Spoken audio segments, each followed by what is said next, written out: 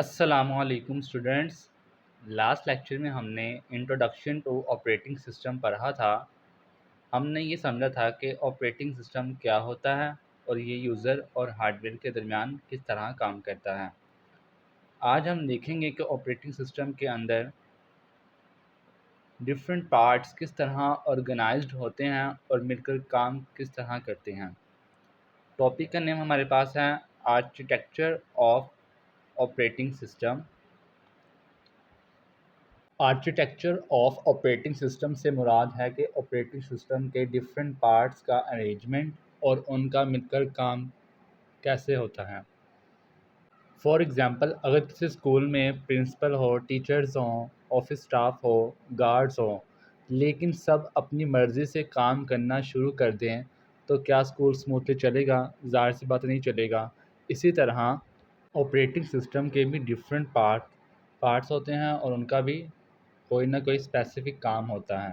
ये सब मिलकर कंप्यूटर को स्मूथली चलाते हैं। उसके बाद हमारे पास इसके जो इम्पोर्टेंट पार्ट्स हैं वो कौन से हैं। इसमें हमारे पास दो इम्पोर्टेंट पार्ट्स हैं, एक है कर्नेल और है शेल। सबसे पहले हम देखते हैं कि कर्नेल क्या होता है। कर्नेल ऑपरेटिंग सिस्टम का सबसे इम्पोर्टेंट और सेंट्रल पार्ट होता है। कर्नेल डायरेक्टली के हार्डवेयर के साथ डील करता है, जैसे CPU, RAM, hard disk, keyboard और माउस। ये डिसाइड करता है कि और कब सीपीयू यूज़ करना है। फॉर एग्ज़ाम्पल, हमने एमएस वर्ड को ओपन किया है तो जो एमएस वर्ड है वो खुद हार्ड डिस्क से डाटा नहीं उठाएगा। सबसे पहले रिक्वेस्ट कर्नेल के पास जाती है। कर्नेल हार्ड डिस्क से फाइल रीड करता है और उसे स्क्रीन पर डिस्प्ले करवाता है। सिंपल वर्ड में हार्डवेयर से रिलेटेड जितना भी काम है वो सारा कर्नेल हैंडल करता है। बुक ने हम एग्जांपल ली है कि अगर कंप्यूटर को हम कार समझ लें और उसके इंजन को कर्नेल और स्टीयरिंग, डैशबोर्ड और बटन्स को कार के हम शेल समझ लें, तो ये देखें इंजन के बगैर कार जो सी वो चल नहीं सकती। बिल्कुल इसी तरह कर्नेल के बगैर ऑपरेटिंग सिस्टम भी काम नहीं कर सकता। उसके बाद शेल। शेल ऑपरेटिंग सिस्टम का आउटर पार्ट होता है जो डायरेक्टली यूज़र के साथ इंटरेक्ट करता है। यूज़र जो कमांड देता है, शेल उस कमांड को कर्नेल तक पहुंचाता है और कर्नेल हार्डवेयर से काम करवा के रिज़ल्ट दोबारा शेल को देता है। फिर शेल वही रिज़ल्ट को यूज़र को शो करवाता है। उसके बाद हमारे पास आता है graphical shell, command line shell. Graphical shell वो शेल होता है जो हम माउस से क्लिक करते हैं, जैसे आइकन्स, बटन्स, मेन्यूज, विंडोज़। ये सब ग्राफिकल शेल का हिस्सा है। दूसरी हमारे पास है कमांड लाइन शेल। इसमें हम माउस की जगह कमांड्स टाइप करते हैं कीबोर्ड्स के ज़रिए। उसके बाद हमारे पास है operating system layers and modular designs. जो ऑपरेटिंग सिस्टम है वो डिफरेंट लेयर्स में डिवाइड होता है। हर लेयर का अपना काम होता है। सबसे पहले हमारे पास आती है लोअर लेयर।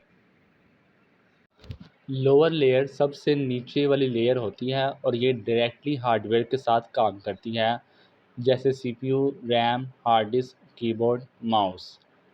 उसके बाद हमारे पास आती है मिडल लेयर। ये रिसोर्सेज को मैनेज करती है। यही इंश्योर करती है कि डिफरेंट प्रोग्राम को ज़रूरत के मुताबिक मेमोरी और सीपीयू मिलता रहे। और उसके बाद है अपर लेयर। ये वो लेयर है जिससे यूज़र डायरेक्टली यूज़ करता है। एप्लीकेशंस इसी लेयर में रन करती हैं, जैसे calculator, MS Word, paint, browser etcetera. इसमें सबसे अहम बात यह है कि हर लेयर अपनी नीचे वाली लेयर पर डिपेंड करती है।